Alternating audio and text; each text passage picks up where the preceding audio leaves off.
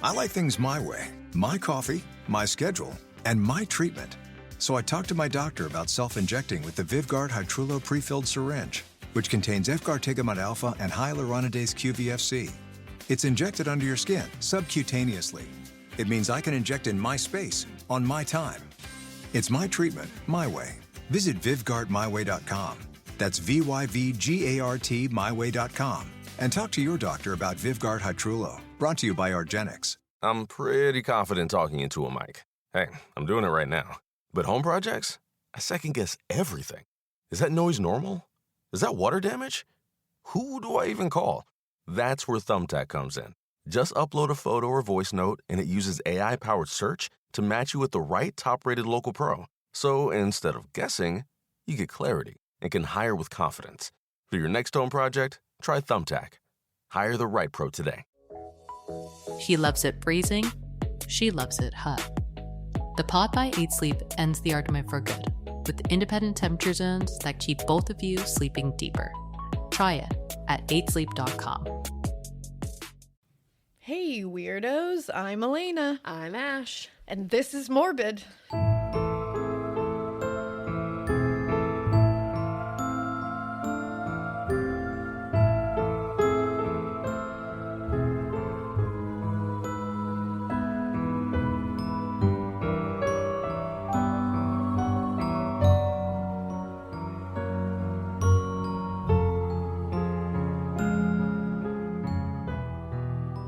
It is still wildly morbid up in this bitch.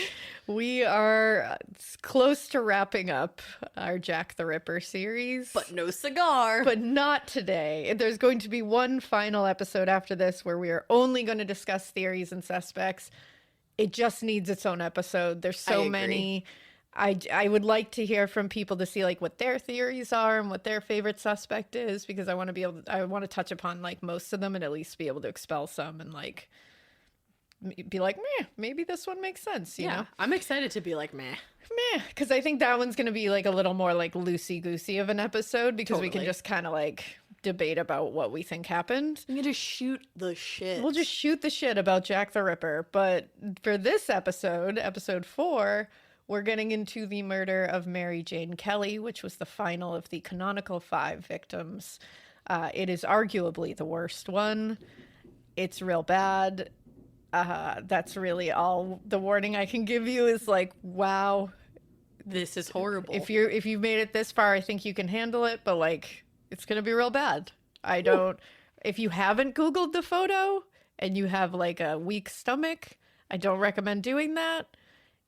Most of you have probably seen the photo because I feel like it's one of those true crime photos that we've all seen, unfortunately. It's a very, very graphic photo. From what I read in a few sources back then, and I remember hearing this, that they used to think taking photos of murder victims, their retinas, like shortly after death, that it would, the image of what they saw last would be in their retina. Okay. That was a thing that they believed, and they believed that like a certain type of photography could do it. Interesting. Yeah. And Wouldn't what's interesting, yeah, right? Wouldn't that be just like, wow. Just take a pic. Just a silver platter to the police, just right? Here you go. But in this one, what's weird, and we'll obviously talk about it in great detail, is only her eyes were left untouched. And I don't know if that was, I saw a couple of sources point that out and say, do you think this was Jack the Ripper being like, give it a shot, guys? Like, you know what I mean? Like just leaving those totally untouched and being like, take a look at those retinas, see if you can catch me. Yeah. I wonder if it was somebody that did not believe that himself and was like, here you go, morons. That's the thing. I feel like it must have been. And then I had another, because people were getting into some of these books and like getting excited to dive into the case, so I wanted to give more recommendations. I'm going to be adding books into the recommendation list. And also, you should go listen to, if you want like even more deep dive into this, get like different perspectives, get some more historical basis for everything, and some real look into like the police and everything, because I touch upon it, but I'm not going like hard into the police. Go listen to Unobscured Season 3. It's Aaron Mahnke's podcast, and they covered Jack the Ripper for that entire season. It's phenomenal. I mean, it's Aaron Mahnke does amazing podcasts. That's just the way it is. Like Aaron lore. Mahnke Friend of the pod. Friend of the pod. But I just wanted to tell you guys to go listen to it because it's really good. He also did, the season 1 was on the Salem Witch Trials, and that was a great one too. So just go listen to everything that Aaron Mikie does, like, or else just you're go dumb. listen to Aaron Mikie. Yay. But honestly, it's a really good, like, after you're done with this, if you are still like just itching to be in Whitechapel for longer, Which would be interesting go of over you. there. But what I'm gonna do after this is I'm going to watch Peaky Blinders. So I'm not gonna leave Whitechapel either. Well, I'm gonna leave Whitechapel for Birmingham, but that's just me. There you go. You know, here we are. So Do you know where I was last night? where were you? West Egg. West Egg. You were watching The Great Gatsby. I was. Look at you. It was so Oh, good. such a good movie. I had a good cry. Good book, good movie, good Good cry. tattoo. Good- you know, Good on ya. It's good all around. Good green light. Yeah, good green light. There you go. So let's get into part 4. It's funny because throughout this research, my opinions are shifting as I research. I went in here thinking one thing and started at one thing, and then it's slowly evolved into something else, which is kind of fun. That is cool. When it comes to the letters, my opinions have shifted, even from the last episode. Oh shit, really? So there's that. So we're going to get into this. So first, when we last talked, we mentioned the letters. We mentioned the Dear Boss letter. We mentioned the postcard that came after that. This is where he named himself Jack the Ripper. This is where he said, "Don't mind me giving the trade name." It was a very like goofy letter. It always bothered me how goofy it was, but like, Yeah. but I was like, well, you know, he's a dick, so I suppose that makes sense. And he's like trying to be theatrical. Yeah. And then we said that there was also the very infamous From Hell letter. And this letter was not received by the Central News Agency like the other ones, which we'll get into how weird that is too.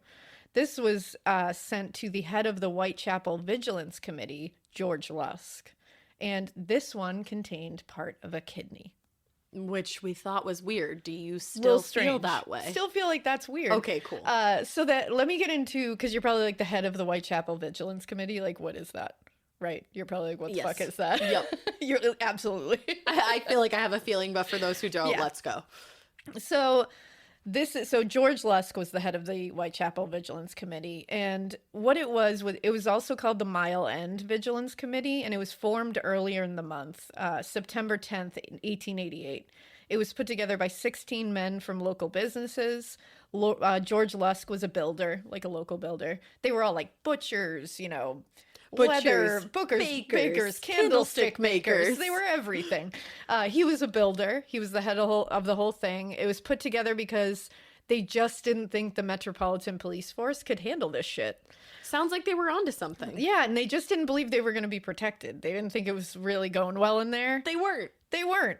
So they got together and decided they were going to take matters into their own hands on a local level. They were going to protect their community. They were going to investigate things.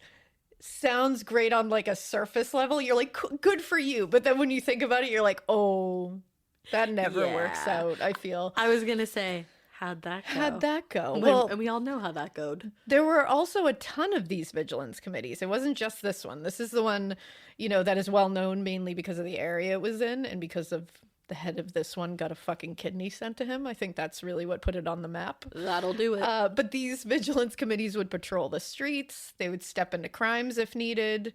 They would kind of just offer kind of like a deterrence to people because they were like big guys, big builder men and butchers and all that. So they're just like, I'll fuck you up. I'm carrying a giant knife. Like, Yeah. like And for I'm my covered in job. blood, so what's up? And I'm literally always covered in blood. So what are you going to do about it? Right? So it kind of worked out a little bit.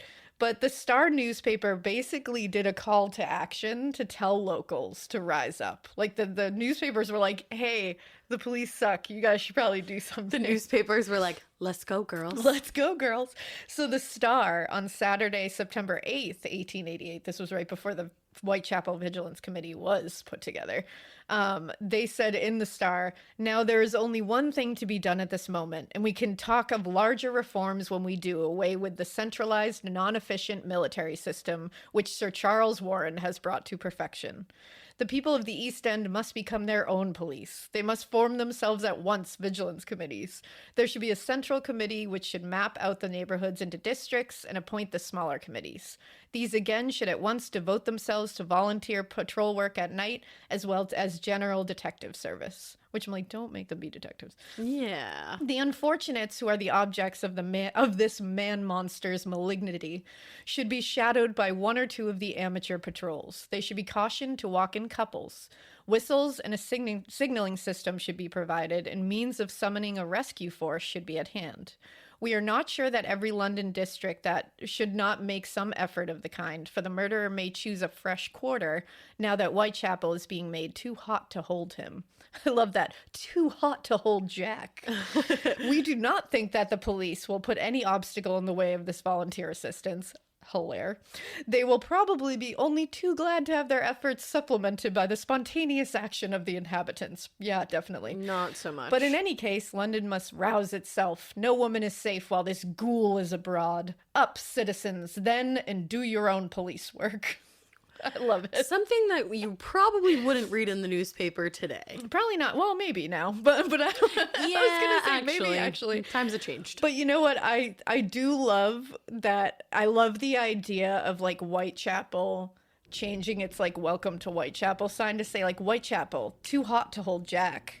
Like that feels like it's like saucy. You can hold that Yeah. as a really good like that's your town slogan. Too hot to hold Jack. Yeah, I kind of like it. Who wrote that? Like, who were you? Somebody wrote that. I will say, these journalists, man, back then, they were something. They were something. They were just so like, I don't even know the word to describe them, but they were just so sparkly. They were sparkly. They were very flowery with their prose. They were very opportunistic at times. We'll get into that. So does that lead you into your next thought? Well, it got so bad that people in Whitechapel started calling for the resignation of Home Secretary Henry Matthews, who like runs the whole force, and or Sir Charles Warren. They were like, we want one of you to resign. I get. I like things my way. My coffee, my schedule, and my treatment. So I talked to my doctor about self-injecting with the VivGuard Hytrulo pre-filled syringe, which contains efgartigimod alpha and hyaluronidase QVFC. It's injected under your skin, subcutaneously. It means I can inject in my space, on my time. It's my treatment, my way. Visit VivGuardMyWay.com. That's VYVGART myway.com. And talk to your doctor about VivGuard Hytrulo, brought to you by argenx. Spring nights can't decide if they're hot or cold, and neither can you two. The Pod by 8 Sleep is a smart mattress cover with dual temperature zones, so one side of the bed stays cool, while the other stays warm. Autopilot adjusts automatically as you sleep, and it's clinically proven to boost deep sleep by 27%. Better sleep for both of you, no compromise needed. Try the Pod by 8 Sleep at 8sleep.com. At DSW, we ask the important questions, like, what shoes are you going to wear? Whether you're prepping for wedding season, festival season, or just planning the ultimate vacay, the right shoes can make or break an RSVP. So own the moment. You've got big plans, and we've got just the shoes, at the perfect price, of course. Get ready to get ready with Designer Shoe Warehouse. Head to your DSW store or dsw.com today, and let us surprise you. Walmart shoppers, meet the debit card designed with you in mind. The Walmart Money Card offers up to $75 cash back on purchases at Walmart each year. Early direct deposit, overdraft protection, and so much more. When Walmart is your everyday store, you need a card to match. That's the Walmart Money Card. Open your account today. The Walmart Money Card is issued by Green Dot Bank, member FDIC. Fees, terms, and conditions apply. Visit walmartmoneycard.com to learn more. Every wireless service comes with a cost, right? Wrong. The Text Now app lets you do your thing for free. Get real talk, real text, and 5G data for must-have apps with no monthly bill. Need more data? Add it right from the app. Done? Go back to free. No long-term contracts, no pressure, no surprises. Just wireless that works around you. Text Now. We've got your back. Download Text Now in your app store today. Wireless plans require the purchase of a SIM card. Visit textnow.com for terms and conditions.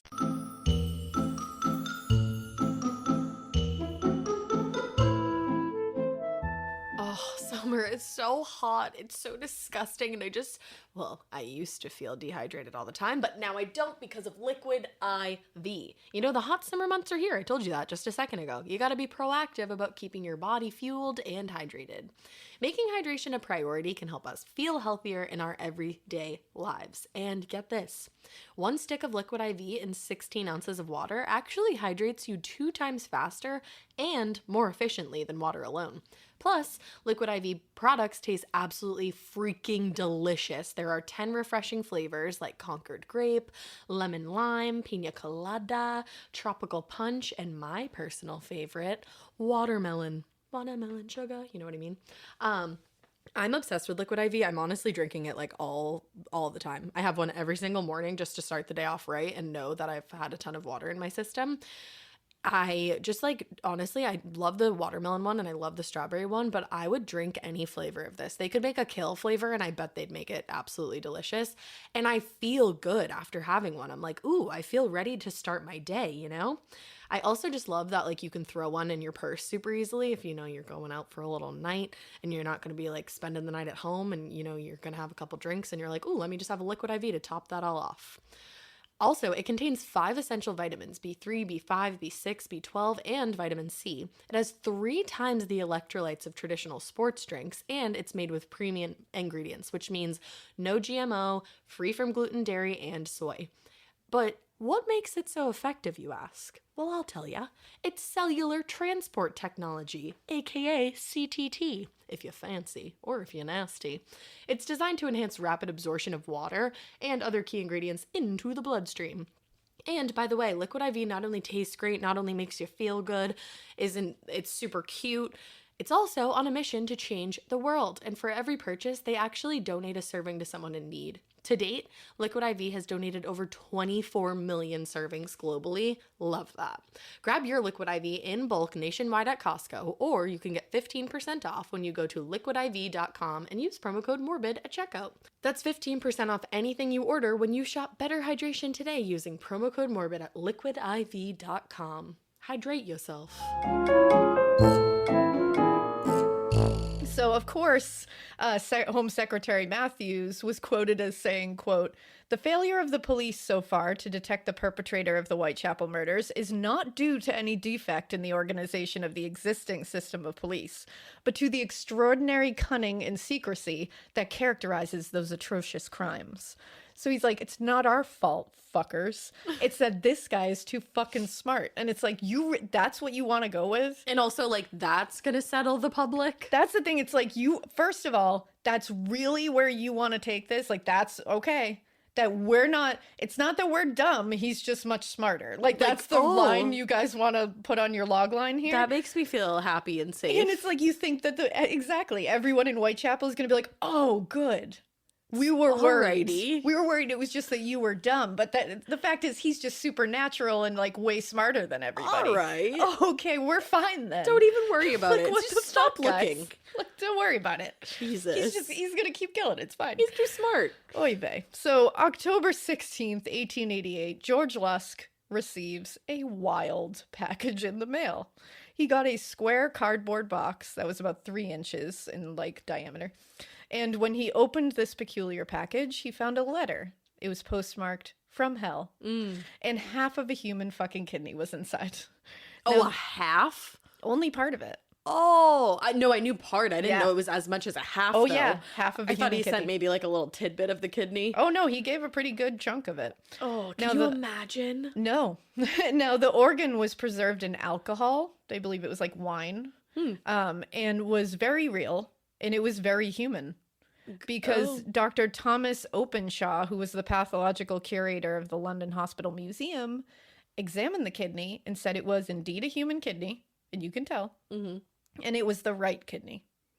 Now, if you remember, Catherine Eddowes lost her right kidney. I do remember. So there's that. I do recall. Now, if you Google this whole thing, you will get a whole hell of a lot of sources saying that Dr. Openshaw also stated it was from a 45-year-old woman with Bright's disease and that the kidney was ginny, meaning from somebody who drank heavily, and it had been removed within the previous 3 weeks, which fits exactly in the time frame of Catherine Eddowes' murder and the kidney removal. Which, He didn't wow, say that, huh? that's so neat and tidy, isn't it? Yeah. That it's like he could just tell every single little piece of information that fits Catherine Eddowes. It's almost too neat and tidy. Almost too, but a lot of sources claim that Dr. Openshaw was like, no, I didn't say any of that. Yeah. And he said, I said, That's a kidney. and I will be quoted as saying, that is a human kidney. I can confirm that. And that it was taken from the right side of the body. Hopefully I'm on the right side. Whatever side Catherine Eddowes was taken from, it was taken from the same side. So he's like, I can confirm that. Okay.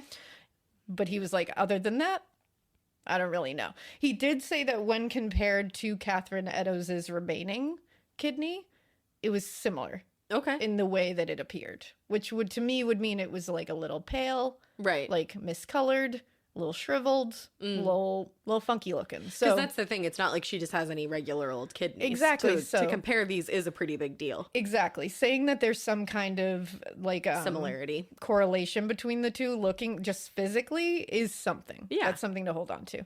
Now, I've also seen some sources say that they're like, well, that he definitely didn't say it was a ginny kidney because kidneys aren't affected by alcohol. I saw like a lot of sources say Of that. course they are. Your pee goes through there. And I was like, what now? Kidneys can get real fucked from alcohol. Heavy long-term alcohol abuse will start to cause your kidneys to become super overworked because your liver is being abused, and chronic kidney disease can be a result. Yeah. So a ginny kidney is a thing, I suppose. It would look shriveled and Yeah. discolored. A healthy kidney looks nice and smooth and just somehow like right. It's also like alcohol can do a lot to like all the organs in your body. Well, that's the thing. It's like What? it's like a ripple effect. You Yeah. drop a pebble in a pond, it ripples out to everything. That's Right. what it does in your body. Everything's connected. So the thing that is really interesting is that it's reported that the half of the kidney that was in the box sent to Lusk had a small portion of the renal artery still attached to it. Catherine Eddowes' and they said that it was about an inch. Catherine Eddowes' kidney was removed from I believe it was the left side, so I think I got it wrong when I said right. I apologize. Well, fuck you. And there was a long portion of the renal artery still attached to her body. So she had about 2 inches of the renal artery still attached without the kidney. This kidney came with about 1 inch, which would line up with that 2 inches to kind of form the right size of that renal artery. Okay. So that is pretty interesting. Yeah. Well, and like, where does some random Joe just get a fucking kidney? Thank you. And so this would match. And I don't think people, if this was a hoax, that's a very big detail to like a small detail to put into this hoax that I don't think somebody would think of. No. Now, a man named Dr. Henry Sutton was the kidney disease god, apparently, and the London hospital pathologist back in the day. And I found him actually cited in a medical paper called The Entomology of Nephritis, a historical appraisal of its origin. And it was from 2020, actually, which is really interesting. He was brought this kidney by Major Smith from the police force.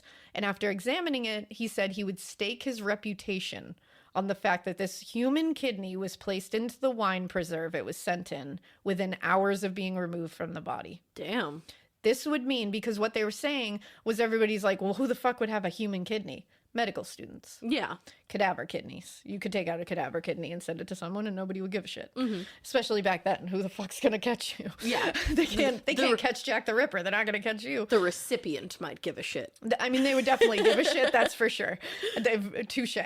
But this took that away, that Right. possibility away, because he's saying it was placed in that preserve within hours of being removed. Well, back then, bodies in the morgue were not taken into coroner's inquests and dissected for 1 or 2 days after the death occurred. It wasn't a rapid autopsy situation like can happen now. So there's no way that a frozen or a cadaver that had been sitting, I shouldn't even say frozen, for like 1 or 2 days, they took the kidney out and were like, this will be funny. Yeah. It just doesn't line up. Yeah. That was a much fresher kidney. No, I fully believe that was her kidney. Now, what the letter said was this. It said, "From hell. Mr. Lusk, I send you half the kidney I took from one woman and preserved it for you to the," and then it says like "to their," It's a very hard to read kind of thing. It's like, but I think what they meant was the other piece I fried and ate. It was very nice. I may send you the bloody knife that took it out if you only wait a while longer. Signed, Catch Me When You Can, Mr. Lusk. There was no Jack the Ripper. There was no saucy Jack here. There was no Jack at all. So does that then lead you to believe that the Dear Boss letter is the fake? Thank you. He had not signed this at all. He didn't sign it with any moniker. He didn't come up with some silly ass name for himself. He didn't BTK it. Could it be because he was not really psyched about that moniker being put on him already? Like he was like, no, Didn't like that it. wasn't me, and I didn't do that, and I'm not going to fall into that. So October 29th, another letter was sent to Dr. Openshaw, the one who was given this kidney and said, this is a human kidney. Yes. It was sent to him. And this one said, old boss, which goes right back. Old boss, you was right. It was the left kidney. I was going to operate again close to your hospital just as I was going to draw my knife along of her bloomin' throat. Them cusses of coppers spoilt the game.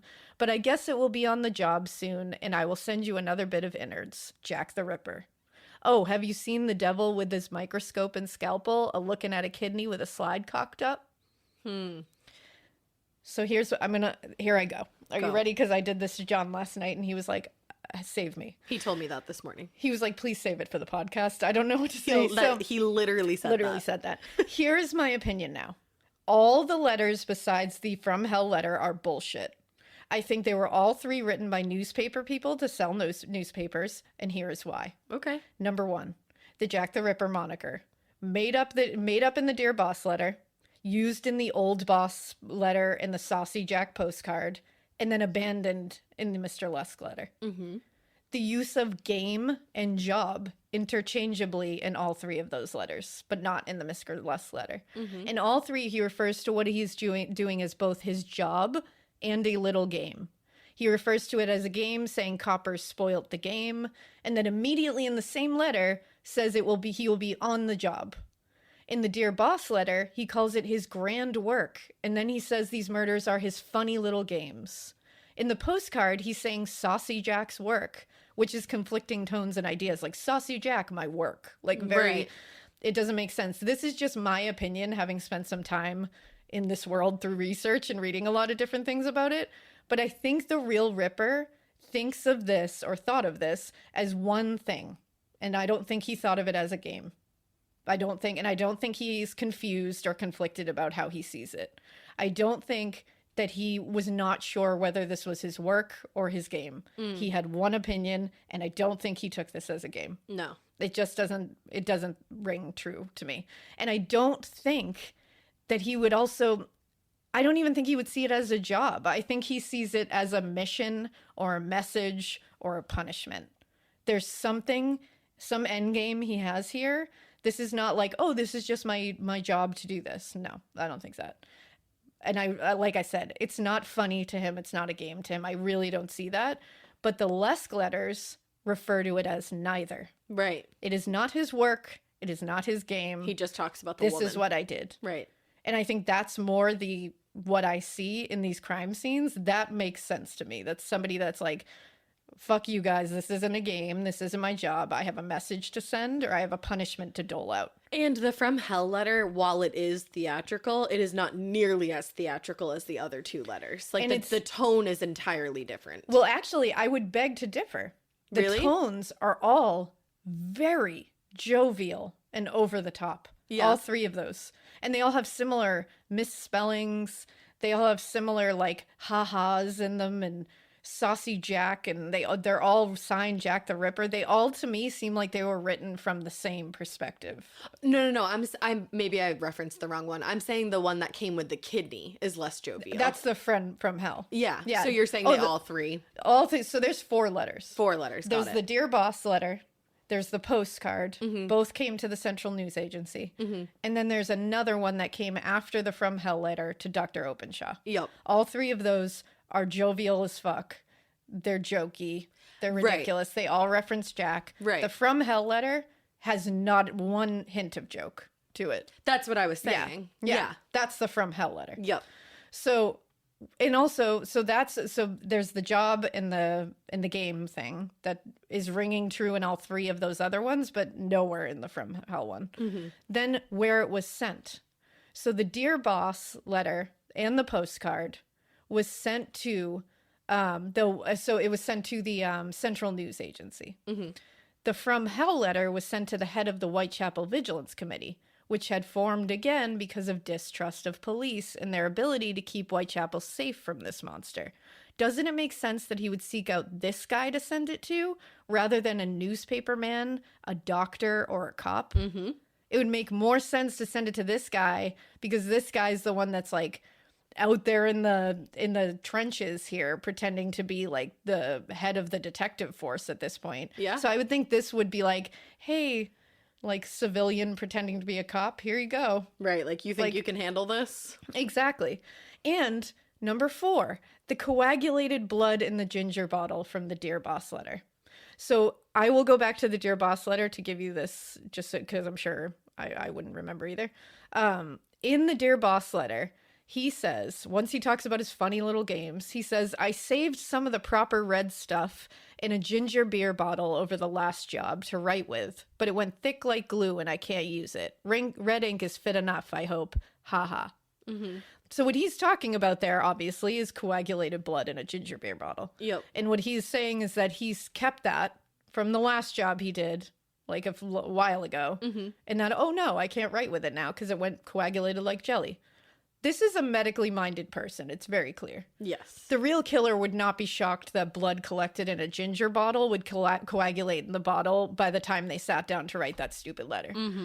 It would be jelly in minutes, and the real killer would have known that, I think. I don't think he would have been like, oh, so weird. His fake surprise and the switch to red ink to like mimic blood is so over the top and stupid. And honestly, it's something that a reporter would do, to be like, does anyone have a red fucking ink that I can write this with to make it look like blood? Yeah, I could see that. Like, it makes sense. Well, and the biggest thing is like exactly what you said. He would know that blood coagulates. Of course, he wouldn't be like, so weird, it went thick like glue. Yeah. You would know that.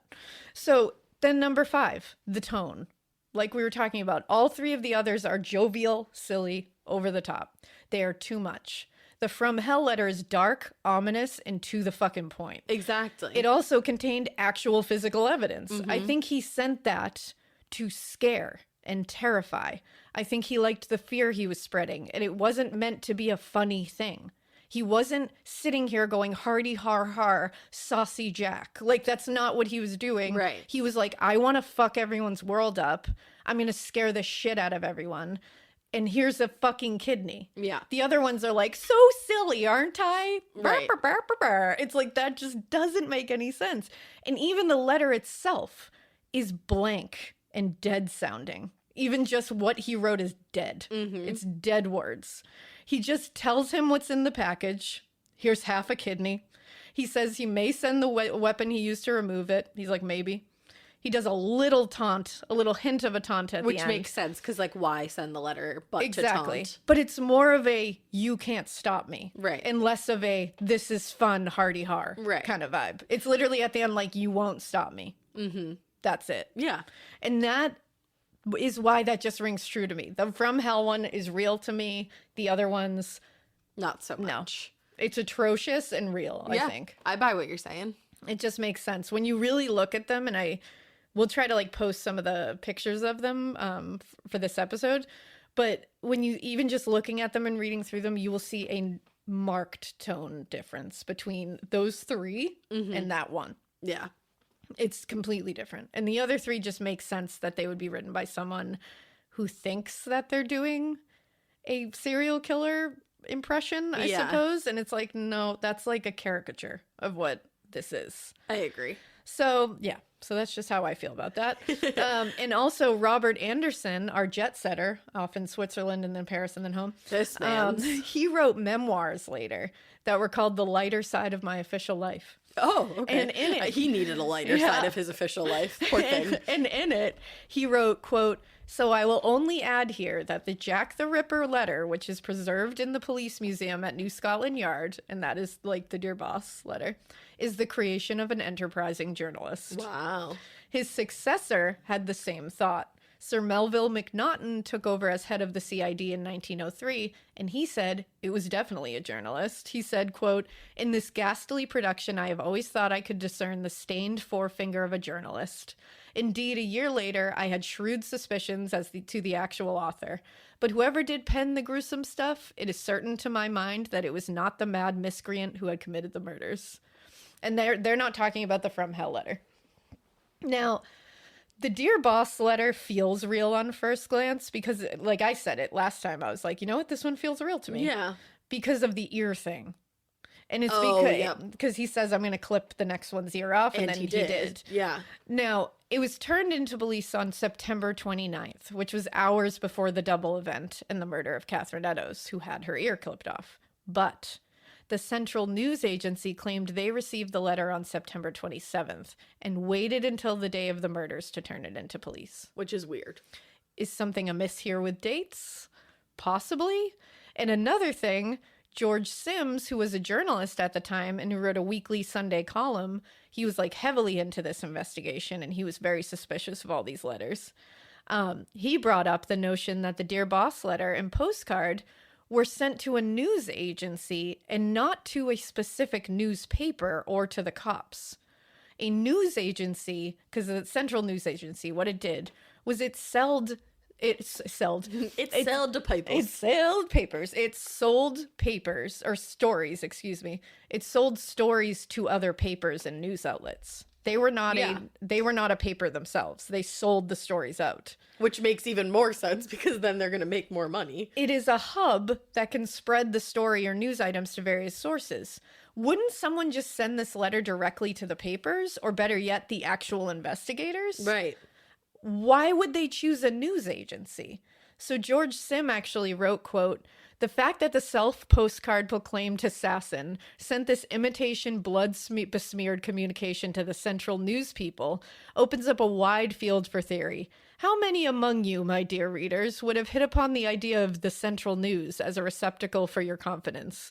You might have sent your joke to the Telegraph, the Times, any morning or evening paper, but I will lay long odds that it would never have occurred to communicate with a press agency. Curious, is it not that this maniac takes his communication to an agency which serves the entire press? It is an idea which might occur to a pressman, perhaps, and even then it would probably only occur to someone connected with the editorial department of a newspaper, someone who knew what the Central News was, and the place it filled in the business of news supply. This proceeding on Jack's part betrays an inner knowledge of the newspaper world, which is certainly surprising. Everything, therefore, points to the fact that the jokist is professionally connected with the press. And if he is telling the truth and not fooling us, then we are brought face to face with the fact that the Whitechapel murders have been committed by a practical journalist.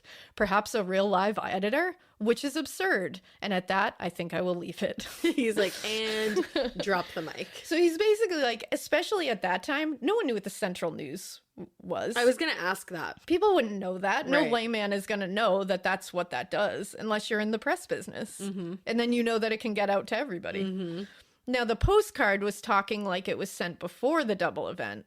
Like it was saying like, it was saying that it was sent like right before the double event, but it was actually postmarked 24 hours after. Mm-hmm.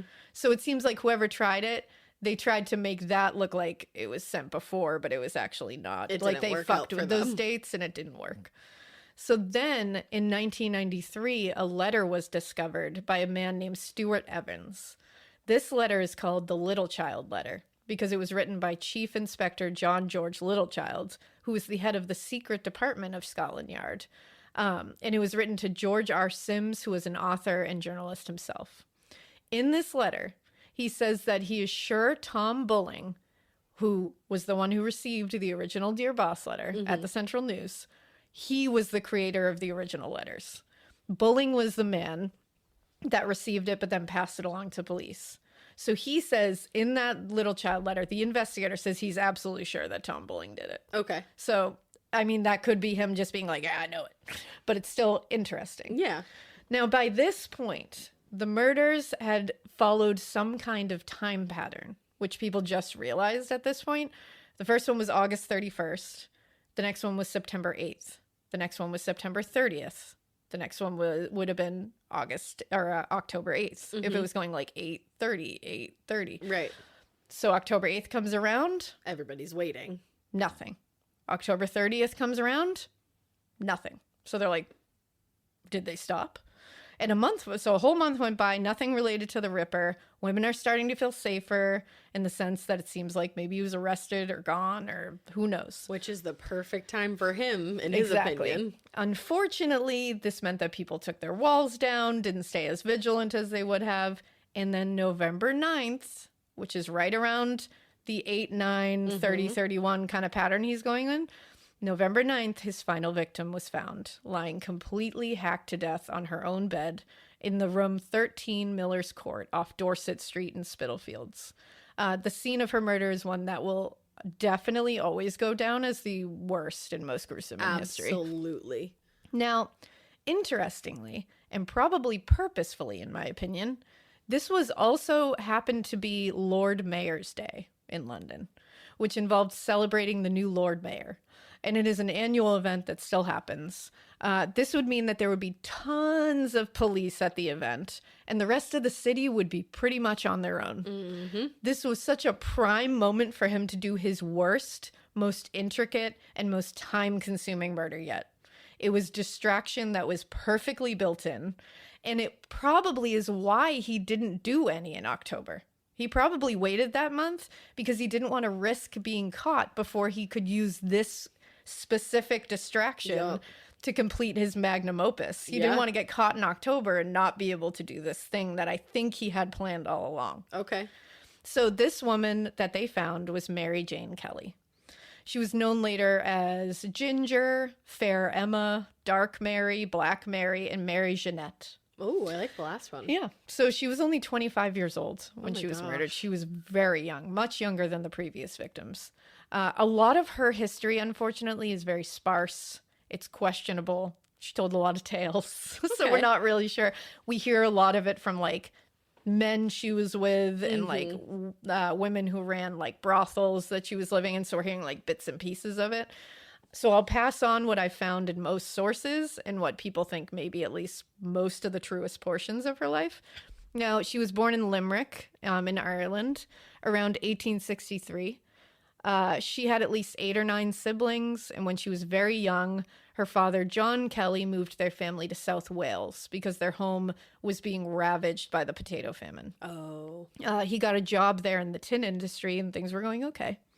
Once there, they kind of moved in with her aunt. They were raised alongside cousins, and Mary Jane grew up selling ribbons and other small trinkets to people at markets to make money. So she was taught from a young age to like hawk things. She was beautiful with pale blue eyes. She ended up having almost waist-length red hair, like beautiful.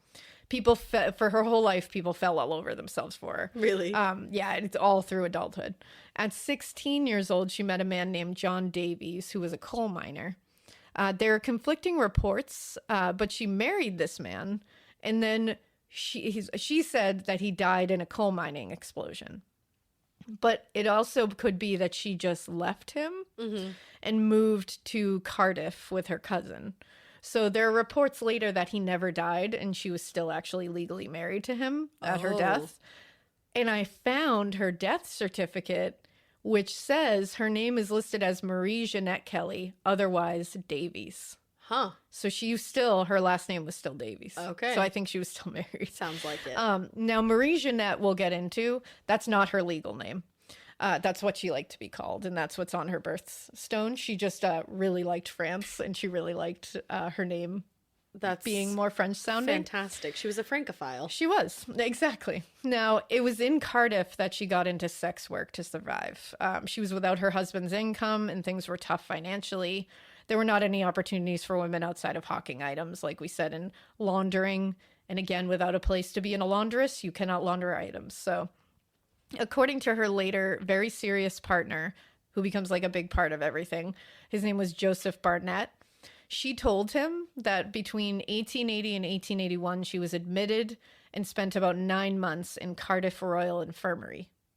She said she was ill, and she also said that after she was there and was a patient there, that she got a regular job there, sweeping and mopping the infirmary. Like, it was just something. She earned a little money, kept herself out of trouble. But as we see in all of these cases, these women were not the type to just stay in one place, hang out. They got bored.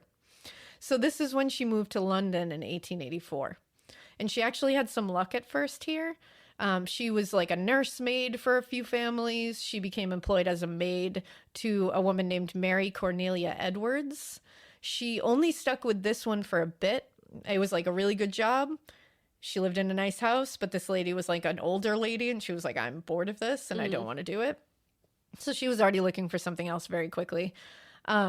She was also the kind of woman that people like really liked having around. Like, people liked being around her a lot, and she always had someone wanting to give her a chance to at least try. Right. And she would always give it her best shot, but she would get bored and move on. So clearly she was very likable. Yeah, exactly. So through some connections, a woman named Ellen Mondrell hired her to be a quote unquote ladies' maid in a house she ran with her sister Frederica.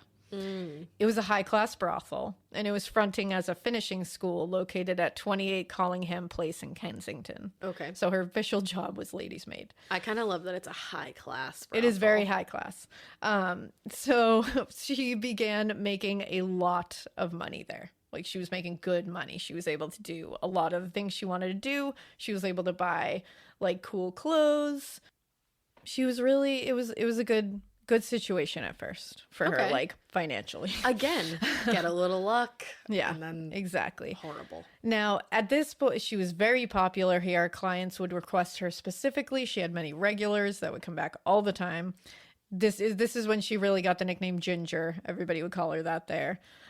They said she was vivacious, happy, very kind. People really were drawn to her in and outside of her work. And she had a beautiful singing voice. And she was known to always be smiling. Oh. She was said to have, quote, possessed of considerable personal attractions. Now, which is a very nice thing to say. This is where she became very acquainted with 49-year-old Francis Craig. He was a newspaper reporter that went to her regularly. He had been an editor of the paper, but was fired after stealing another reporter's work. Plagiarizing. From another paper as well. Not good. After a while of seeing Mary Jane on a constant basis at the brothel, he asked her to come to Paris with him, where he could get her a job at a really high-class place, like a gentleman's club, he said. Nice. She went, but only lasted a couple of weeks before she got homesick, and she was like, I just want to go home. Yeah, I got that. So they went back to London, and on Christmas Eve, after only knowing each other for a few weeks, they were married. Hot. It lasted 3 months before she just up and left him. Alrighty. They were complete opposites. He was probably the worst. They were very opposite. And the marriage was not one of love for her. So she was like, I'm out. She made her way to the East End because that was her only choice in desperation. Oh, no. Things always get to a place of East End. Because she couldn't go back to the high class place? No, she had left. And they weren't going to take her back. Now, Craig hired a PI to find her. Oh, that's scary. The PI found out she was working the streets in the East End as a sex worker, and Craig was furious. In fact, he became a suspect at one point. Oh. Now, this woman named Mrs. Elizabeth Boku, I believe it is, ran a brothel at 79 Pennington Street, and she soon recruited Mary Jane to work there. So she had to work for her rent money there, and because she was working such a stressful and horrific job, dealing with men who were abusive and awful sometimes, she started drinking very heavily, just to numb it all out. Yeah. She, like Catherine Eddowes, wore every piece of clothing she owned because she was very paranoid that somebody was going to steal things. She started wanting to be called Marie Jeanette because she had been to Paris now. Love, love, love. The thing that is constant is her personality when sober was something people adored. Really? But the other way, not so much. They said when she was sober, she was, quote, a good, quiet, pleasing girl and was well liked by all of us. That's what one of her friends said. So she moved on to Mrs. Mary McCarthy's brothel at One Breezer's Hill. She was like bonking around everywhere.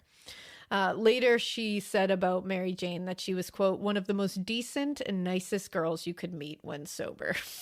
They always have to say, Yep. when sober. She left there in 1886. She took up lodging at, a bunch of different lodging houses, doss houses. She would stay with clients sometimes, like take up with these men and just kind of get a roof over her head. She would not go to a workhouse. She was like, I'm not doing that, which I don't blame her. I don't either.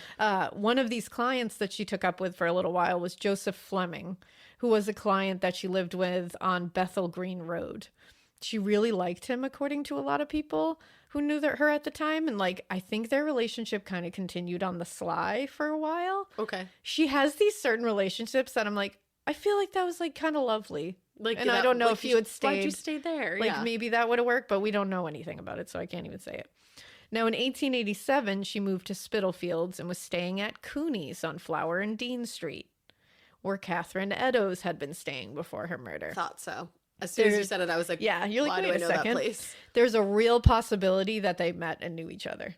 Wow. And this is when she really fell further into heavy drinking and relying purely on sex work for money. She wasn't making money anywhere else, so now she was a full-time.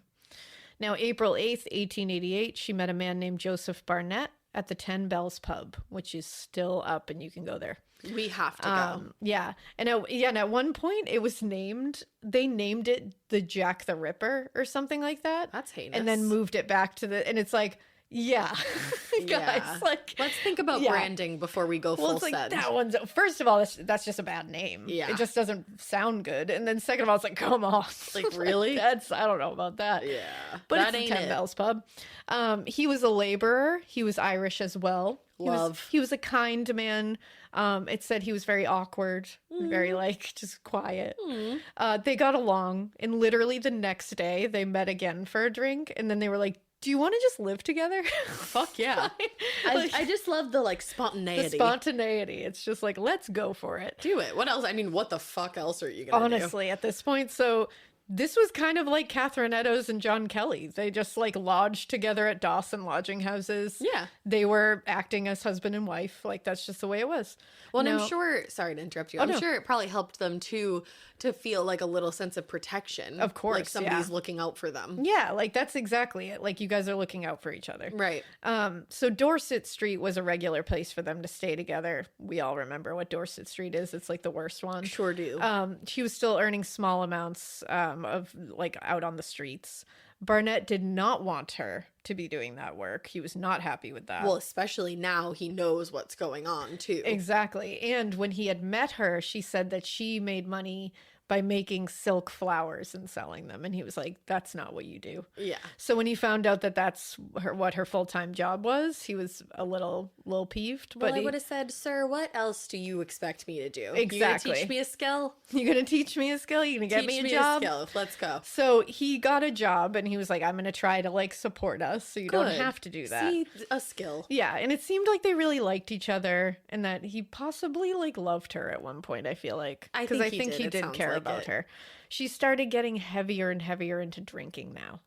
It was getting a reputation around town for being angry and aggressive when drunk because as you heard, everybody says she was the fucking bee's knees when she sober. was sober. So she would fight other women if they were on what she considered her turf. When she was intoxicated, she was described by many as, quote, quarrelsome and abusive. And this one's not even an insult. She would go about forever singing. So when she got drunk, she would just sing her heart out. I'm like, that's Cool. awesome. I a lot love of people that. do that. Quarrelsome and abusive, not great. No, But quarrelsome, singing? all right. Abusive, oh no. not great. But singing, great. get it, girl. Continue. Yeah, in the spring, they were able to, the two of them, Joseph and her, were able to rent a room and the room was number 13 Miller's Court, and it was right off of Dorset Street. So not in a good place, and this place was, woof, And not great. 13. Yeah. This was about only a quarter of a mile away from Annie Chapman's murder site. It was heinous. It was 13 feet by 10 feet big. Ooh. The Sun later referred to it as, quote, misery is written all over the place. The worst kind of London misery. Jesus. It had a fireplace, so that was nice. Misery all over the place. Had a But it had a fireplace, fireplace. So there's that. Look at you, use the low home That's cellar. it. I was just going to It's got say, a fireplace. I'm going to go get my real estate license. I'm like, it has a fireplace. It's got character. And you know what? It has a bed, has an iron bed with nothing else on it except for a dirty old mattress. and a bedside table, which you can use to push against the door because that lock probably won't work to keep people out. So Yay! come on in. It also had, everywhere I kept reading said it had this single piece of art over the fireplace. And it was called The Fisherman's Widow. And it's such a sad but beautiful piece of art. You got it over there? I do. Hold it up. I gotta show it to you Let because me see. Yeah. it's just this woman who looks to be wailing on someone's like laying on the ground, but on like some older woman's lap. Yeah. And she seems to just be like stricken with grief. Yeah, she's like in pieces. And of course it's called The Fisherman's Widow, but I'm like, what an ominous piece of art to have in that dark, sad room. Yeah, like just can't having you that sad piece of art. Can we put a flower I up? was literally just going to say, I'm not even a fan of flower art. Like, I really am not. But put flowers in that room. Like, put something in that room. That's got to be dark. I mean, when you look at pictures, again, we'll post pictures of, like, you know, what this place looked like, because they have pictures of the outside of it. Ooh, it really is one of those places you look at and you just go, oh, man. Like, I feel sad just looking at that. Like, I feel like it had to have had a vibe there that was just, like, really tough. Yeah.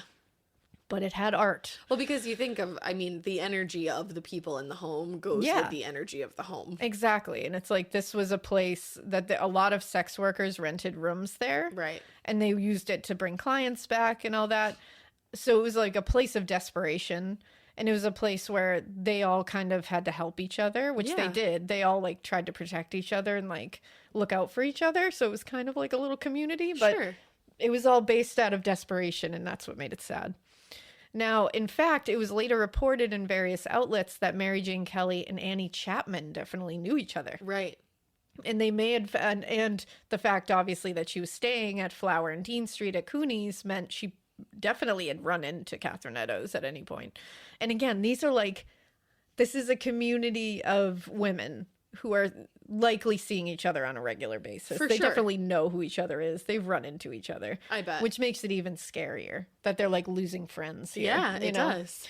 But unfortunately, Joseph lost his job in summer 1888, and she had to turn to more sex work to avoid like being kicked losing out. Everything. Yeah. And they were very behind on rent.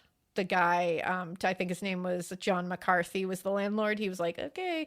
And he knew that this was like a big community of basically like just only sex workers in here. Right. And he didn't want to be like, hey, I'm running a like brothel here. But like he was like, he would let them be behind a little bit because he knew that they could pay for it later. Like he was just kind of like, ugh. He knew what was up. It was a shady operation for sure, but one that I think just wasn't being paid attention to because it wasn't really hurting anyone at the time, I guess. Now, while there, it's reported in a lot of sources that Joseph Barnett would say later in the inquest that she often had him read her the newspaper reports of the Whitechapel murders. Ooh. And it was because she was so scared of it that she just wanted to like talk about it with someone. Like she was like, talk it through. And I think she just needed some reassurance. Like, this won't happen to you. Like, I'm here. So she would be like, just read me the next one. She wanted to be prepared too. Like, where is it happening? What were the clues? What are they telling us about it? Like, who can I look out for? What are the guys that people are saying they saw with these last women so I can avoid them? Like that kind of thing. But it's really sad that she was literally sitting in that room where she would later be massacred. Yeah. Being like, oh, I hope I'm not the next one. Right. Now, they had also lost their room key at one point. Huh. So they had used the broken, because we'll talk about this in a second. They had a broken window. I'll tell you how it became broken. It gets worse. They had a broken window, and they'd used the broken window to kind of like unlatch the door from the outside when they had to come in, because it automatically locked when you were inside. Like it was like a spring-loaded kind of thing. That's cool. So from the outside, you didn't need you needed a key to get in, but from the inside, it would just automatically lock. Right. Now, by November, unfortunately, they were fighting a lot. Well, they're in a 13 by 10 room. They're in a tiny room. They are struggling financially. They're hearing from John McCarthy like every day, you're behind this much on rent. She's resorting to sex work. He's not happy about it. And because of all this, She was starting to drink even heavier. It was getting worse and worse. This was also making Joseph mad. Like, it just was a spiraling cycle of terrible things. I was going to say terror, and then I said terrible, so it was like terrible things. And her landlord, John McCarthy, was quoted later at the inquest as saying, quote, "I very often saw deceased worse for drink. She was a very quiet woman when sober, but noisy when in drink. She was not ever helpless when drunk." So, like, she could take care of her shit when she was drunk. Love that. Now, people often commented, like I said, on her very drastic change in behavior and personality when she was drinking. She became, at this point, being called Dark Mary and Black Mary because she was getting further and further into that. That's really sad. Now, Joseph Barnett later said about this time that people knew her as quiet and sweet, and she was again when she was sober, but, quote, "when in drink, she had a lot more to say." Don't we all? Which I love that quote. Now, at this time, she was also bringing back a lot of her friends who needed somewhere to stay. Aww. If one of her friends on the street was like, "I don't have anywhere to stay at a lodging," or "I didn't make any money tonight," she would have them come back to her tiny, tiny little place and stay. Well, and she's being careful. Like, she's looking out for them so that they're not the next Ripper victim. She cares. She does. She's a good friend. She's a good lady. Now, they would all help each other in this, like, court, of course, but she was actually taking people that weren't even living here back there. This was not what Joseph Barnett wanted. No. He was not happy.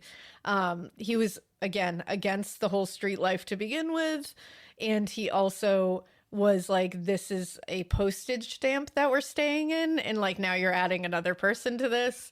He wasn't understanding, like, her full range of compassion that she was showing every single person. Empathy, dude. Yeah.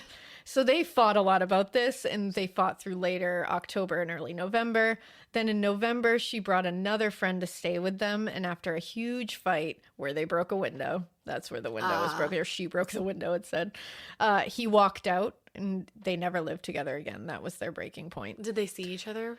They did, because they did stay friends. Okay, good. And he would come and give her money whenever he had some to spare.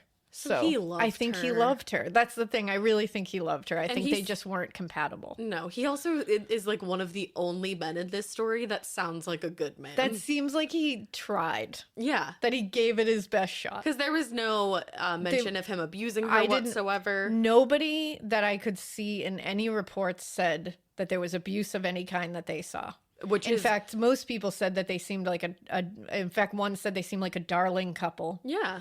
And they would quarrel. That's all that you would hear. They would quarrel, and you would hear that. Right. And that she got a little rowdy. A little rowdy when drunk. Time. But I didn't see any reports of abuse. Of course, it was 1880s. Yeah, so but this sounds like I think this is the first time that we've talked about a victim whose other half didn't abuse them. Yeah, it's like him and John Kelley. I think John Kelley, we don't have an actual report of abuse there either. But they did break up. They did stay friends. He tried to help her out. Later at her inquest, he said they broke up, quote, because she had a woman of bad character there. Oh, okay. Whom she took in out of compassion. Oh. And he said she only let them because she was good-hearted and did not like to refuse them shelter on cold, bitter nights. We lived comfortably until Marie allowed a prostitute named Julia to sleep in the same room. I objected, and as Mrs. Harvey afterwards came, so another person came after her, and stayed there, I left and took lodgings elsewhere. Okay. So even then, he's like, she's a compassionate, amazing human being who just doesn't want people sleeping outside in the bitter nights, but I can't handle it. It's just too small of a room. Yeah. And I don't want to deal with it. Also understandable. Now, somebody who lived in the Miller's Courts, Elizabeth Prater, she was able to verify this entire series of events because she said she saw the whole thing. She saw the broken window. Yeah. She saw him leave. She's like, I can clear it. Like, the whole thing happened the way he's saying it happened. Okay. Now, the night of her murder, November 8th, she did see Joseph Barnett that evening, and it was friendly. He came by. They hung out together. I'm, like, happy that she got to see him in a weird way. And that he got to see her. Yeah. Now, like I said, he would give her money when he had some extra ones, and I think he did that night. But later, she was seen drinking at the 10 Bells Pub, the Britannia, and the Horn of Plenty. Now, she was seen with several men, / clients throughout the night. She was clearly trying to make some extra money. I think she was probably trying to make extra money because the next day we see that somebody comes to collect her back rent, and that's who finds her. I think she knew rent was due. I gotta make some money because she was up a long, like she was with a lot of men this night and she was up for a long time. And I think she was trying to make that money. She had a lot of rent to make up. So. Yeah, because I think she was something like 30 shillings behind or something like that, which was like quite a bit. Now, 11:45 p.m., her neighbor and friend from Miller's Court, Mary Ann Cox, saw her coming home with a stout man in his 30s with a reddish mustache. He was also described by witnesses as having a blotchy face. Like, many of them said that. Rude. It could have been from drinking because he was carrying a beer, I think. So I think he was just drunk. Yeah. Cox said to her, "Good night, Mary Jane." And she said she could tell she was very drunk, which she often would get drunk to do this kind of thing because she just wanted to get through it. And she said she slurred at her, "Good night, I'm going to have a song." And Cox herself was in and out working that night, but was back home for good around 3 a.m. Her home was actually at the entrance of Miller's Court, so she saw a lot of the comings and goings. And she said she didn't hear anything out of the ordinary that evening, but she was, again, far away from her room. She saw a lot of men coming in and leaving, but this wasn't out of the ordinary. No. She said that evening was also raining quite a bit. Oh, okay. So you know that she was pretty desperate to get that money because she was out in the rain. Right. Now, later she was heard singing by a lot of her neighbors, and she was singing old Irish songs in her room. Oh. And she did it for quite a long time, actually. Like, at one point, another neighbor was, like, she said she went to get up to be like, "You gotta quiet down." And her husband was like, "Leave the poor lady alone. Just let her sing." Like, Which, of all nights, I'm happy it was I know, that they night let that her they let her sing. sing. Now, Elizabeth Prater, who we talked about before, she was in the room directly above Mary Jane's room. And she could see a lot of her comings and goings, and she could hear a lot of her comings and goings. Because according to Jack the Ripper, Scotland Yard Investigates, it was so flimsy built, this whole place, that she could even see the light going on and off in Mary Jane's room beneath her. Jesus. Just through the floorboards, because it was so, like... That's so scary. Yeah. So she went to sleep around 1 a.m., and she said she woke up at between 3:30 a.m. and 4 a.m. because her kitten had been awake and startled by something. Mm-hmm. And she said when she woke with it, she heard the cry of, "Oh, murder." Jeez. But it was so normal to hear that she just went to sleep. To hear, "Oh, murder." And she said, and people like backed her up and were like, "Oh, I wouldn't do anything if I heard that either." People were just yelling, "Oh, murder." "Oh, murder." And she said she listened for a second and she said, "I only heard the lady scream at once, so I figured it was fine." Oh, wow. That's how rough Dorset Street was, in Whitechapel in general, but they're on Dorset Street.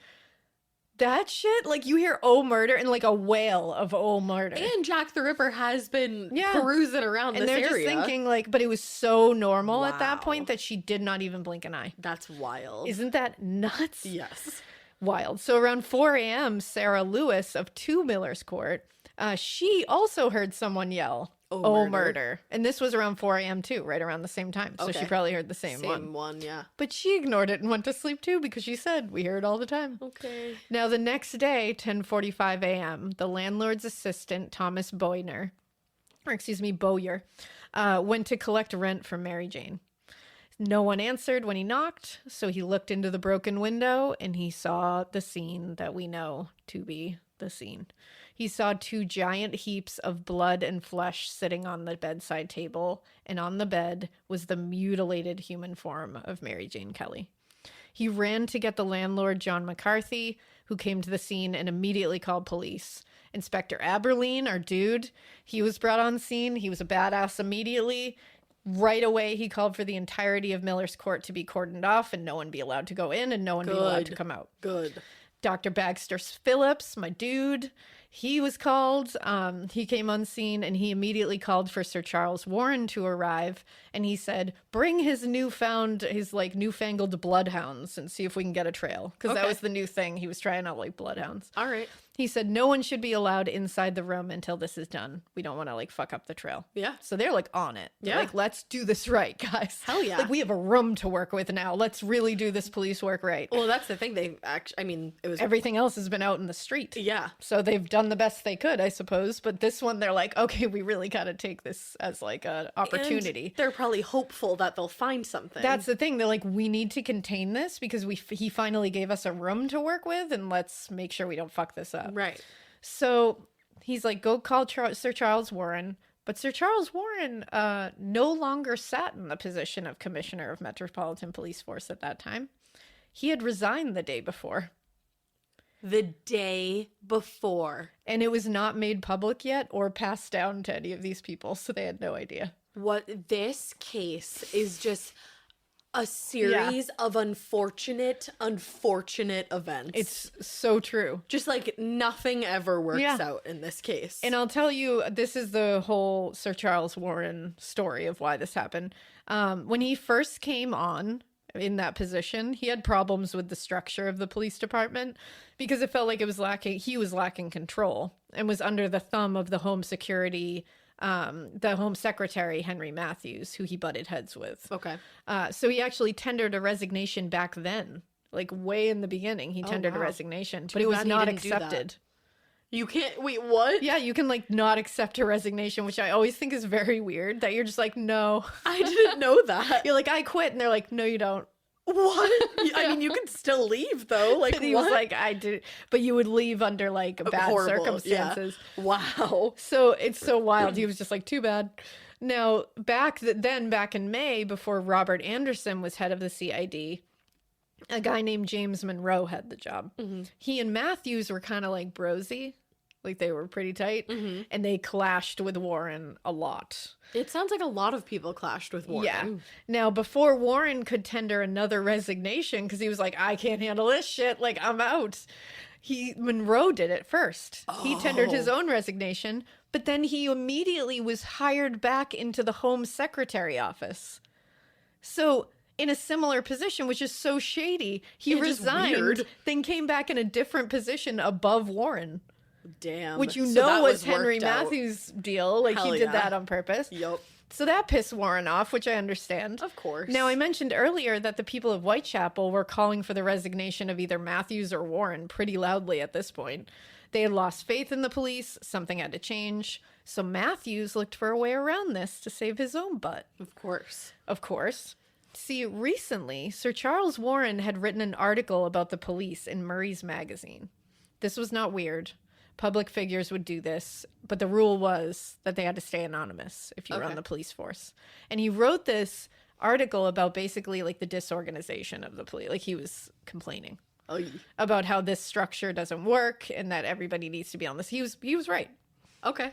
But unfortunately, he used his name when he put the article in there. Oh. And he didn't care. He was like, I don't care. You guys can read it. But he didn't know that that was a rule, that you can't do that. You can get in trouble for doing that. Okay. So people knew he wrote it. Matthews used this and he brought it to his attention. He was like, you broke a rule. Like, you are not supposed to put your name onto this. And Warren's response was basically like, okay, one, no one told me that rule when I got this job. Right. Like, somebody should have told me that. It's not like they hand you like a handbook back then. So he was like, somebody needs to tell me that. Or why would I know? And then he said, basically, that's a stupid rule. And he's like, if I knew that rule, which I didn't, I never would have taken this job.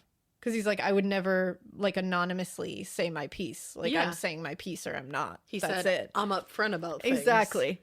So that's how strongly he felt about it too. He was like, fuck that. I would have never taken this job. Wow. Well, Matthews was like, okay, cool. Well, now you can either resign and keep your convictions that you would never stand for this rule, or you can look stupid and stay after you just told me that you would never have even taken this job if you knew that rule.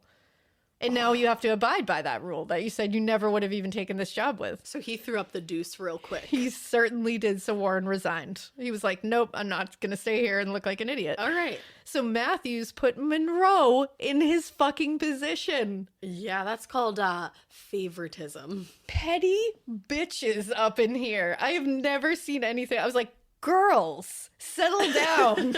Like, Jesus. It's ridiculous. You've got a series of serial murders serial mutilations happening. I was going to say. And you're all sitting here being like, well, you're a bitch. Well, you're a bitch. Like, come well, you're on. a bitch. Well, he's a bitch. Well, because you're a bitch, I'm going to be a bitch. It's like, can you just, I don't know, do your job? Get it together. Also, Warren, didn't you say like 4 minutes ago that if you were given the time, you could solve these murders in like 3 minutes? Now you have the time. You don't got have the a time job. now. You are unemployed. Let's go. You're fun employed now. Warren, let's go. He didn't. Spoiler alert, he did not solve these crimes. Yeah. So it was only 4 days after he resigned that it was made public. Okay. And he had resigned the day before Mary Jane Kelley's murder. Were people pissed? Yes. And it made it seem very weird, the timing, and that it was totally related to his inability to solve these murders. Uh-huh. But that wasn't it. It was, I mean, I'm sure that contributed Partially. to the stress of everything and the disorganization. Right. But it was mostly just inter-office bullshit and egos that he resigned because of. But no one knew he had resigned when the murder happened. So they're like, go get Charles Warren. And they're like, he doesn't work here anymore. No. So now Superintendent Arnold is on the scene, and they're waiting for the bloodhounds, who have been sold back to their owners at this point, and a commissioner who is no longer employed by the Metro's police force. They don't even have the bloodhounds. We don't even now. have the bloodhounds. And that sucks because they probably could have gotten something. They could have. And these bloodhounds were like a new thing. And everybody was suspicious of them, and like Sure. they didn't know if that was going to work. People still are. And their owners also just like didn't like it, and they didn't want them known that they were police bloodhounds because they didn't want criminals Retaliation. like killing the dogs or Right. like trying to poison their food or something like Right. that because they were like, oh, they're going to find me out. Which I'm like, what the fuck, everybody? Jesus, fucking wreck. So 1:30 p.m. rolls around, and Superintendent Arnold is like, okay, so I guess Warren isn't showing up and no bloodhounds are coming, and what should we do? And they were like, you know what? Bust through the window. We got to get in this. We got to get in here. This body's just sitting there rotting at this point. Like, let's get in there. So they did. They were like, we have to just go with it. But what they did was they opened the door by having John McCarthy axe it open, which I was like, Here's Johnny. this is because the door was locked, but like I said, they lost the key a while back, and only they knew that you could like reach in the window And to just open that open it. latch. But that's interesting because that means that the person that killed her likely had to have already been in that room with her. They probably didn't break in because they wouldn't have known to unlock that latch the way that No. they did. Would you assume that it was just a client that she brought back? That's what I assumed. Yeah. But they definitely were like entertaining the possibility that this was somebody who came in after she was asleep. Okay. But I think it was she fell asleep after being with a Working, client. yeah. Or not even asleep. She might have just rolled over. Yeah. And he caught her by surprise as he was getting dressed. Like, Yep. you know. But interesting. So Dr. Phillips noted that the carotid artery was likely what killed her immediately, but he could not say for sure because he was like, wow, there's a lot here. He was hopeful. That was it, basically. Yeah. Blood was everywhere. It was all over the walls. It was all over the bed. It was all over the sheets, the floor. It was soaking a 2-foot radius on the floor next to the bed. Wow. She had clearly been moved while bleeding heavily as well, Okay. which was interesting. The fire was blazing in the fireplace. Oy. And there were remnants of her clothing and other clothing. A hat was in the ashes. So they figured he had probably kept the fire going by throwing pieces of her clothing in there because he probably needed the light. Yep. Because it was really dark. But what's weird is, like I said, the fire was blazing. So it was so large and so hot, it melted the spout off the kettle that was hanging in Wow. there. Which that's a hot and very blazing fire. And for a while. And they were like, clothing wouldn't keep it blazing like that for that long. So they were like, what the fuck did he put in the fire? Did they figure never it out? figured out what it was. They could only find the remnants of the clothing and the hat. And they were like, something else is here, or he just left. I know that I'm psychotic, but like, what if Jack the Ripper really truly was a fucking demon? Honestly, it's Like, not. I know I'm crazy, but like, Honestly, at this point, it's not even that crazy to really think You about know? it. It's still weird. It's a weird. Yeah. What did he throw in that fire to keep that thing blazing the way it was? Like Right. everything, it would have died out eventually. maybe oil from a lantern? Maybe. But like a lantern's not gonna have that much oil. Yeah, you and know? it's like, when did he put it in? right. Like, did he just leave? Like, what the fuck? And so this guy named Dr. Thomas Bond attended the scene in the autopsy as well. Now, this was shady. Oh. Okay? Oh. I'm a Dr. Phillips head here, okay? I'm a stan Phillips of head. Dr. Phillips. I'm a Phillips head screwdriver here, okay? Now, Warren had previously told CID head Anderson there that he should have Dr. Bond consult about the level of anatomical knowledge that this killer must have to commit these crimes. He considered him the expert and not any other doctors who were there, which Dr. Phillips was at every crime scene. Yeah. Okay? He was at every 5 out of 5. He knows what's up. 5 out of 5 crime scenes. Dr. Phillips was at 5 out of 5 autopsies. Right. Like, what? That was shady to just not include him in this and Probably take an his ego word. thing. Yeah, it definitely, everything's an ego thing. But Bond gave expert opinions on all 5 of the canonical victims, but he was not present at 4 of the scenes. He was only present at Mary Jane Kelly's. So then how do you even have an opinion, sir? It's fake. It's bullshit. Yeah. That is Justice for Dr. Phillips is what I say. They didn't give him a goddamn map. They didn't give him the proper shit he needed. And then they just oust him at the end and are like, you're not the expert. Dr. Bond is. I'd be like, fuck you. Hundreds of years later, Alaina's starting a campaign for this man. That's right. I know nothing else about him. I hope he's a good guy, but whatever. Regardless of what he is in his personal life, I think he was a good doctor. And I think so. he gave good insight. He was at all these cases. Well, the biggest thing is just he was there. He was at the scenes. Yeah. He did the autopsy. The man who you consider an expert was at 1. Yeah, so that's cool. And it's the last one. That's cool that Dr. Bond was just at the last one and he was like, hey, I'm the expert, everybody. Yeah. Like, just bring in a ringer at the end? Get out of here. That's bullshit. So he gave estimates for the time frames between the murders and their discoveries for all of the scenes, by the way. You weren't there. And he was super off. Of course, he because was very off. He wasn't there. He gave giant, wide estimates that anybody could have made. Get out of here. Yeah, and then he said that this killer had no anatomical knowledge. And he said not even the kind a butcher would have or someone who slaughtered animals. Girl, bye. Dr. Bond and I are not friends. Like, why are you here? We are not friends. Get on out. I do not agree with him. I don't subscribe to his bullshit. I do not receive that. I don't receive Dr. Bond. No. I think Dr. Bond needs to leave. I want Dr. Phillips back in here. Alaina Bring really Bagster said, back in. No new friends. No new None. friends. No. No new friends. Dr. Phillips. Yes. So Dr. Bond, he used Not our friend. absolutely Not a friend not of the a friend. pod. Just so you know, not a friend of the pod. Dr. Bond is not a friend of the pod. Dr. Phillips, yes. Friend of the pod. So he used absolutely no expertise, in my opinion, to physically describe what he thinks Jack the Ripper looked like. All he did was read the papers. That's what he did. He just looked at witness reports, and I'm like, oh, you got that from your fancy brain? I think you just read what I fucking read, Dr. Bond. That he was wearing a fucking coat. That's like, everybody said that. And of course he was. It's also November. cold out. That's the thing. So he wrote this about the physical appearance, and you tell me if you think this is like groundbreaking. Did he literally go, has a coat? Basically. So he said the murderer in external appearance is quite likely to be a quite inoffensive looking man, probably middle-aged and neatly and respectably dressed. Do you think you're saying that because every witness statement said that he was respectable looking? Yeah. And that he was neatly dressed? Yeah. And that he was mid-aged? Okay. Do you think maybe you're saying that? I just also love like a not offensive looking man. Not offensive. Can you He imagine didn't- if somebody he didn't explained horrify you me. as offensive As looking? offensive. I think he must be in the habit of wearing a cloak or overcoat. Because it's November. Do you think because every witness statement said that he was wearing a coat? Yeah. And because it's fucking November? Or he could hardly have escaped notice to the streets if the blood on his hands or clothes was visible. That's not true. There were people that are butchers and they walk around all the time with blood all over them. So shut the fuck up, Dr. Bond. Yeah.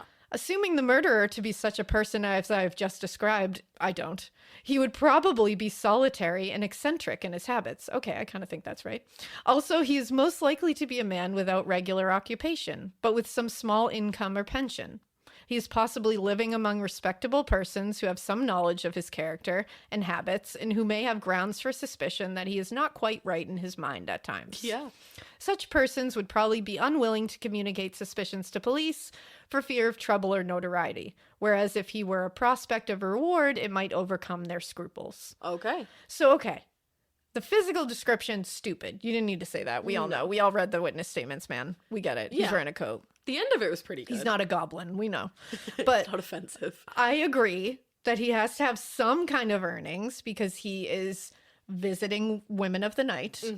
And I doubt that he would get this far into a room without paying. Yep. You know, so that makes sense. He obviously is said to be looking respectable, so I'm assuming he has a little bit of money. It doesn't mean he's like very well off.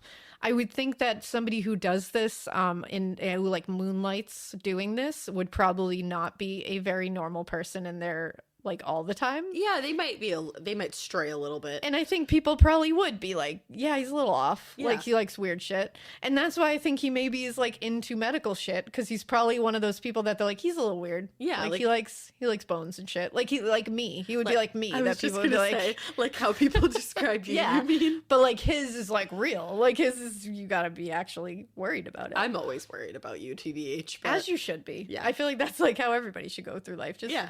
make everybody worried. Okay. I do that in a very different way. It's a good way to go through life. We worry people in completely separate ways. Now, I'm sure Dr. Bond has some kind of positive thing here, but I don't like him. I like You're Dr. such a Phillips. hater. Okay, I'm a hater when it comes to Dr. Bond. I think that was kind of a lame statement. I could have come up with that myself. But okay, Dr. Bond. Oof, thank you for that. So I'm just real mad about Dr. Phillips getting ousted, okay? She's got like a pile of tomatoes ready and I waiting. do. Because he's still doing the job. Dr. Phillips still does the job, but he's just not getting the glory here. Yeah, that's like not now fair. they're just throwing Dr. Bond up there like he did it all. So Mary Jane was found wearing a chemise of some sort around what was left of her shoulders. Like you could see a very thin piece of fabric. Looking at the photo, you can see her left arm is bent and her hand is placed inside the hollowed out cavity of her abdomen. Uh-huh. Her right arm was said to be lying on the bed next to her. Both of her arms were cut haggardly in many places. Her legs were placed wide open and knees bent out at extreme angles. The thighs were literally non-existent. They were just bone. Wild. The flesh and muscle was carved away completely, as was that of the abdomen. The abdomen was disemboweled completely. Both of her breasts were carved off down to the chest plate. And one of them was placed under her own head, and the other one was placed at her feet. Bizarre. Yeah. What meaning would that have? They have been trying to come up with a meaning for that. Do you think that there is one, or do you think it could have even been just him being like, they're going to think this means something? I think it's very possible that he was like, I'm just going to do this and see if what they come up What with, they because write that'll about be it. funny. Or he had a meaning in his head, and we might not be able to figure it that out, out. because it's just his specific meaning that he placed. Yeah. But her face was mangled and demolished, leaving only her pale blue eyes untouched. Her ears, mouth, nose, and cheeks were slashed and carved to essentially ground meat. Oh. It was really bad. Her neck was torn open and severed in several places, almost completely removing her head from her body. Her groin, the entirety of her vagina was completely torn apart and removed. The left thigh was carved to the bone, and only the femur was left down to her knee. Her calves were also hacked apart. All the flesh and muscle removed from all of these areas had been heaped in a pile on her bedside table. Wow. Yeah. Now, we said one of her breasts was at her feet. Her liver was also placed between her 2 feet. Her spleen was on the bed next to her body on the left side, and her intestines were completely removed and placed next to her on her right side on the bed. I can't think of another crime No. scene that is anywhere near this. No. And then her kidneys and uterus were removed, and they were put with her other breast under her head. Okay. The heart had been removed, like carefully taken out, and it was nowhere to be found. And that is very symbolic to me. Yeah. Like, where did the heart go? He took that. He took that It's heart. with the other half of the kidney. Exactly. Now, the scene, according to the Illustrated Police News, this is how it was released later. The throat had been cut right across with a knife, nearly severing the head from the body. The abdomen had been partially ripped open, and both of the breasts had been cut from the body. The left arm, like the head, hung to the body by the skin only, so her arm was almost cut off as well. The nose had been cut off, the forehead skinned, and the thighs down to the feet stripped of flesh. The abdomen had been slashed with a knife across downwards, and the liver and entrails wrenched away. The entrails and other portions of the frame were missing, but the liver, etc., it is said, were found placed between the feet of this poor victim. The flesh from the thighs and legs, together with the breasts and nose, had been placed by the murderer on the table, and one of the hands of the dead woman had been pushed into her empty stomach. The details were not published at the time because it was that horrific. Yeah. So the time of death was estimated between 3:30 and 4 a.m., which aligns with the O murder sites that we heard from 2 witnesses. After all witnesses testified that like to who when they saw her like with different men, which we talked about earlier, another witness came out a bit after them and said he had seen Mary Jane Kelley shortly before her death. At 2 a.m. on the night she died, she was on Flower and Dean Street, where she was seen by this witness and a good friend of hers, George Hutchison. She asked him for money, he said, and he didn't have any. She was just like, can you spare some shillings? And he was like, I can't even get a lodging myself because I don't have any money. So he said, you know, I'm looking for a bed. I'll let you know if I find one. And she told him she's looking to make some money because she was like, I just need money. So I'm going to go find some. Now, later, she was seen by him speaking to, and by a couple of other witnesses as well, speaking to a man in his 30s who was pale complected, had a dark mustache, and was wearing a long dark coat with a red handkerchief around his neck. We heard this similar description in another one of the murders. Several people saw them together. They were laughing and talking. He had his arm around her. And the way that George described it was when she saw this man, they both said something to each other and then like burst out laughing. Almost like they may have known each other. And he like threw his arm around her like they knew each other. They were seen entering Miller's Court together.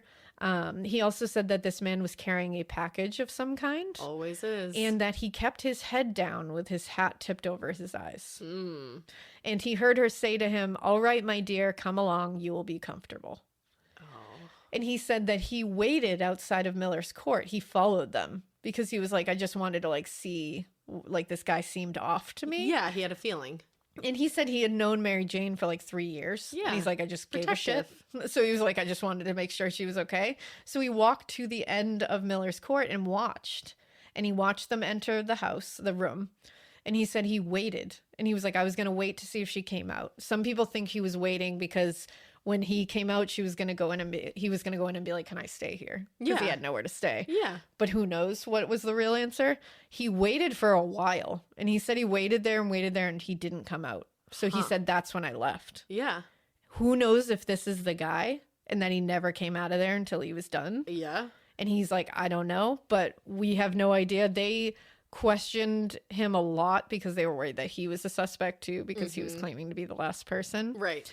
But she also, I mean, I like that she saw Joseph Barnett that last night. I do too. She ran into a ton of people that night. They all had similar stories.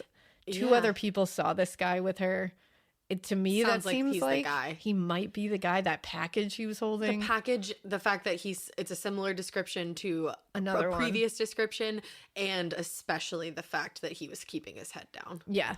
And he seemed like he was like tipping the hat over his so eyes. as not to like see my eyes. Exactly. Like, I don't want too many people being able to describe me, kind of thing. Yeah. I have a feeling about this one. Yeah. So I will say that even the Queen at the time was pissed at the lack of action and Who's that the nothing Queen was happening. Queen Victoria. Oh. Yep, on November 13th, shortly after this, she sent a letter to Home Secretary Henry Matthews, and she said, quote, "Have the cattle boats and passenger boats been examined? Has any investigation been made as to the number of single men occupying rooms to themselves? The murderer's clothes must be saturated with blood and must be kept somewhere. Is there sufficient surveillance at night?" I love that she's like, hey, are you guys doing fucking anything about this? I love that Queen Victoria was like, hey, fuckers. Like, get in line. Are you doing all this shit that you should be doing? It's like, hell yeah, Queen. Yeah, like, get it, girl. Like, all right. She's That's like, awesome. Are you putting surveillance out at night? Have you, and I love how she's like, have you even investigated the number of single men renting rooms? Like, you idiots. Queen Victoria was like very beloved, wasn't she? I honestly don't know that. That's a good question. I should look that up right now to find out. Look it up, man. 1888, Queen Victoria. Let's see. So, there was some conflicting things, but from what I can see in the 1880s and 1890s, which is when this was going on, people seemed to dig her. I almost knocked something off the wall. I got so excited about it. The people seemed to dig her. Yeah. She seemed to like, I think like in the beginning, she was looked at as like kind of like harsh and shit. I don't know this for sure. So like our British listeners, please tell us if you know better than we do. Cause you are there. But she was apparently known as like very straight talking. Okay. And like very like to the point, which I think people like can don't take like wrong sometimes. But apparently she was like known as like a good matriarchal lady. like badass at the end, I think. All right, well, 3 fun Towards facts. the end. Because numero uno, she was a Gemini, so of course there's conflicting feelings you about go. her. And then also Queen Victoria actually wasn't even her real name. Whoa. Her name was Alexandrina Victoria, so she would Ooh. go by Drina or Victoria. Oh. Because Victoria was the 5th in line of succession for the British crown. Oh, damn. And then also, she was the first member of the royal family to live at Buckingham Palace. Oh, shit. Look at that. And that is from 16 Fascinating Facts That You Didn't Know About Queen Victoria. There you go. I didn't know Anyways. that. So there's that.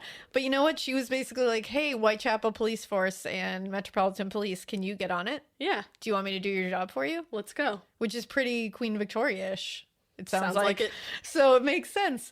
So we are going to end there Oh, because on my now- random ass question. Yeah, on your random ass question. Perfect timing. Because now then the 5th and final installment of this, I promise you, is going to be the theories and the suspects. Yeah, next week she's gonna find like 8 more theories and be like, I know, be like, "Actually, sorry. we have 2 parts No, of I swear to theories." you, this is it. Because I was like, should I make it 5? Should I try to cram it into this one? But I don't want to cram it in. I'd like it to be a fun discussion of like, who do we think did it? Who do we think didn't do it? Well, and I think that's a great idea anyways, because then you're really separating like theories from these people's lives too. Yeah. And I think you really did a great job because each episode went so deep into who the victim Thank was you. and not so much about like Jack and all that yet. Thank you. I really like how you said it. Because obviously, like, you know, Jack and his business is an important part of this because Of it course. just is. This wouldn't be happening without, unfortunately, him. But I think, like, you know, they were people. Yeah. And I think that gets lost a lot of times. Yeah, and I think it's like easy to be like, oh, these, you know, sex workers got killed in Whitechapel in 1880. And it's like, that's it. The canonical 5. Like, the end. We're all more than our jobs. And it's like, well, like, let's like just see how they got to where they got. Right. And like see what they were trying to do to survive and how it was even more tragic that they were murdered while doing something that they got forced into out of desperation. Exactly. So I think this has been like a very interesting, I swear to you, I want to become a ripperologist now. Are you gonna write a book about it? I'm into it now. Add your book to the list of Yeah, we'll books. add it. But this has been like really eye-opening and really interesting. It's been really, really interesting and fascinating to listen to. Thank so. you. And hopefully we'll have some interesting conversation to end it out with the theories and suspects. And then we'll be moving on. And with that being said, we hope you keep listening. And we hope you Keep it weird. But not so weird that you resign and don't tell anybody. Bye. Don't do that. Don't be so weird that you're Dr. Thomas Bond. I knew that was coming. I was waiting for that. Don't be that weird. Don't be a Bond. Bye.